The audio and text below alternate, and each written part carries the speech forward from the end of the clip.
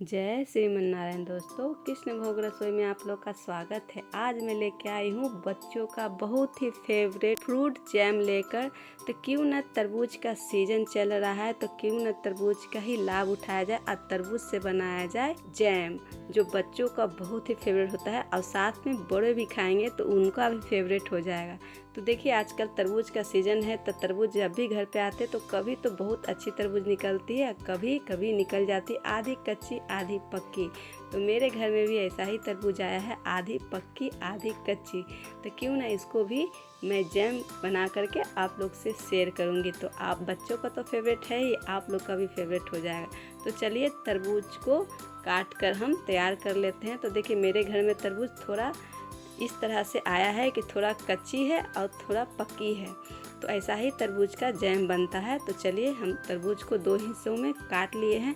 आधा तरबूज को साइड रख देते हैं, मैं बनाऊंगी आधा ही तरबूज को। तो चलिए, इसको भी टुकड़ों में काट लेते हैं। तो बहुत ही ईजी है तरबूज जैम बनाना। आप लोग ज़रूर जिस विधि से मैं बना रही हूँ उस विधि से बनाएं। बहुत ही अच्छे, मार्केट से भी अच्छे घर पर ही बनते हैं तरबूज जैम और बहुत ही कम पैसे में तैयार हो जाते हैं। और इसमें कोई केमिकल, कोई प्रिजर्वेटिव डाले बिना तरबूज जैम आप बना करके साल भर भी स्टोर करके रख सकते हैं। तो देखिए, पहले मैं लाल वाला हिस्सा काट के अलग रख ली हूँ।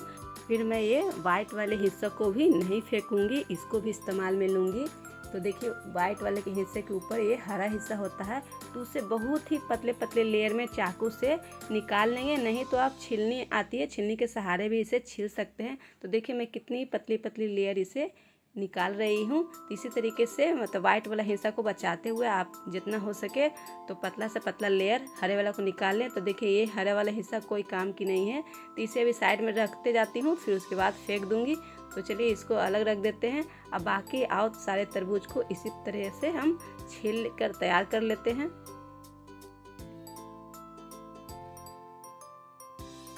तो देखिए, सारे तरबूज छिल गए हैं। तो सारे हरे वाले हिस्से थे उसे मैंने कट करके निकाल दिए हैं। तो चलिए, अब जो वाइट वाले हिस्से हैं उसे पहले छोटे छोटे टुकड़ों में हम इसे कट कर लेते हैं। तो एक कहावत है, आम के आम गुठलियों के भी दाम। तो उसी तरीके से ये वाइट वाले हिस्से भी काम में आएंगे। तो जैम इसी तरीके से बहुत ही फर्स्ट क्लास बनते हैं, वाइट वाले हिस्सा के साथ और रेड वाले हिस्से के साथ। तो देखिए, सारे तरबूज के वाइट वाले हिस्सों को कट कर लिए हैं। तो इसे चलिए साइड में रख देते हैं। और तरबूज को भी मैं छोटे छोटे हिस्से में काट लेते हैं। और सबसे बड़ा समस्या होती है सबकी कि बीज कैसे निकलेगी।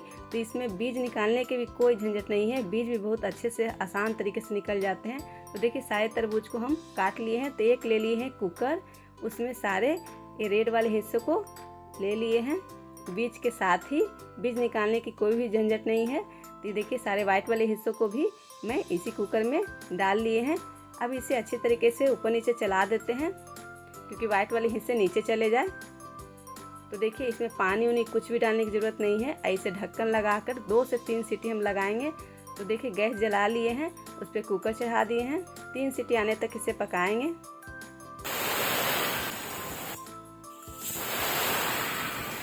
तो देखिए, 3 सीटी लग गए थे, प्रेशर अच्छे से निकल गए हैं, ठंडे हो गए। तो चलिए, इसे खोल कर देखते हैं। तो देखिए, तरबूज कितनी पकानी है, कितना नहीं पकाना है, वो आप लोग को चेक करके दिखाते हैं। तो देखिए, तरबूज एकदम घुलनी नहीं चाहिए, तरबूज में थोड़ा सा कसर रहना चाहिए। देखिए, मैं जब चम्मच से दबा रही हूँ तो पूरा मैश नहीं हो रहे हैं, थोड़ी सी इसमें कच्चापन अभी बाकी है। इस तरीके से एकदम घुलानी नहीं है, न तो उससे जैम अच्छी नहीं बनती है, चटनी बन जाती है। तो देखिए, इसी तरीके से। तो मैं 2 तरीके से बताऊंगी कि इसको कैसे आप पीस सकते हैं। तो मिक्सर तो हर घर में होती है। तो एक मिक्सर जार लेंगे, उसमें पानी गाड़ते हुए ले लेंगे जितना ज़रूरत के अनुसार। ऐसे ठंडा करके पल्प मोड पे मतलब रुक रुक कर इसे पीस लेंगे। 10 से 5 सेकंड में पिस जाती है। तो देखिए, मेरे पास इस तरह से हैंड ब्लेंडर है। तो जिनके पास हैंड ब्लेंडर हो तो इसके सहारे भी इसे अच्छी तरीके से ब्लेंड कर सकते हैं। यदि नहीं हो तो मिक्सर तो हर घर में होती है, तो पल्प मोड पे मिक्सर में भी आप उसे ब्लेंड कर सकते हैं। तो देखिए मैं इस तरह से सारे हैंड ब्लेंडर से ब्लेंड कर ली हूँ। तो देखिए कितने अच्छे गाढ़ा गाढ़ा लिक्विड तैयार हो गए हैं। तो इसे चलिए अब छानने की तैयारी करते हैं। तो एक बड़ा सा बाउल ले ली हूँ, एक बड़ा सा छन्ना, तो उसमें सारे लिक्विड को छान लेंगे। अब देखिएगा कि बीज कितनी आसानी से निकल जाती है, बीज के भी कोई झंझट नहीं होती है निकालने के लिए। तो देखिए जितना रेशा और बीज है सारे इस छन्नी में आ गई है, और जितना पल्प थे गाढ़े गाढ़े पल्प वो नीचे आ गए हैं। तो देखिए इसे अब अलग छन्नी से छान कर इसे फेंक देंगे। तो देखिए उसे फेंक देते हैं। आइए देखिए मिक्सर जार में भी मैं ब्लेंड करके ले आई हूँ। तो इसे भी देखिए कितने अच्छे से इसमें से भी बीज निकल जाती है। यदि एक आध बीज पीस भी गई है तो कोई घबराने की बात नहीं है, क्योंकि बीज अच्छी होती है। ये बीज सेहत के लिए नुकसान नहीं करती है। इसे बहुत लोग मिठाइयों में भी छीलकर इसे डाली जाती है। तो देखिए सारे मैं लिक्विड को ले लिए हैं, कितना गाढ़ा गाढ़ा लिक्विड तैयार हो गया है। तो चलिए अब इसे लेकर चलते हैं चूल्हा की ओर। तो देखिए फिर से हम गैस जला लिए हैं, एक कढ़ाई चढ़ा दिए हैं, इसमें सारे लिक्विड को डाल देंगे। तो मेरी ये तरबूज 1.5 किलो थे, मतलब 500 ग्राम, 1 किलो 500 ग्राम। तो उसमें मैं डाल रही हूँ 1 कटोरी चीनी, यानी चीनी 200 ग्राम है। तो तरबूज तो मीठी होती ही है, तो आप देख लें कि तरबूज आपको कितनी मीठी है, उसी अनुसार आप चीनी ले सकते हैं। तो मेरे 1.5 किलो तरबूज थी, तो मैंने उसमें 200 ग्राम चीनी डाले हैं। देखिए 5 मिनट के बाद कितने अच्छे उबाल आ गए हैं।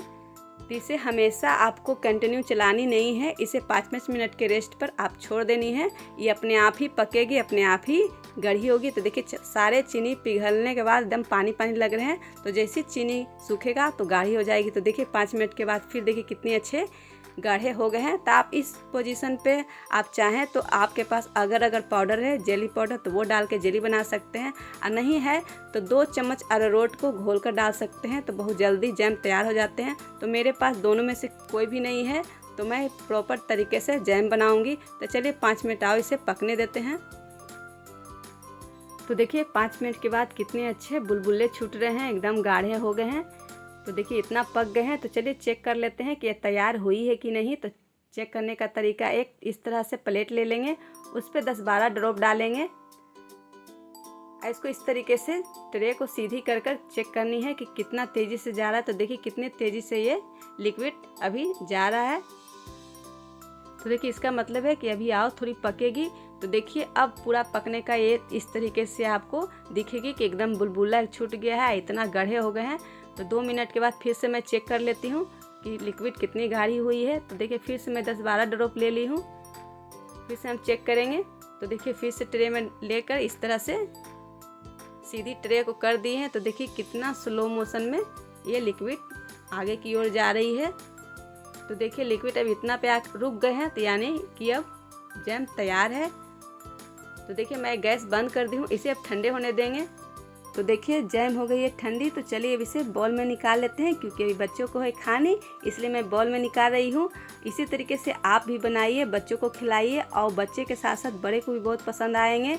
तो इस तरीके से आप फ्रूट जैम तो बहुत खाए होंगे, एक बार आप तरबूज जैम बनाकर खाइए। बच्चे तो बच्चे, बड़े भी बहुत खुश हो जाएंगे। आप चाहें तो रोटी के साथ खा सकते, ब्रेड के साथ खा सकते हैं, जिस चीज़ के साथ खाइएगा बहुत ही अच्छे लगते हैं।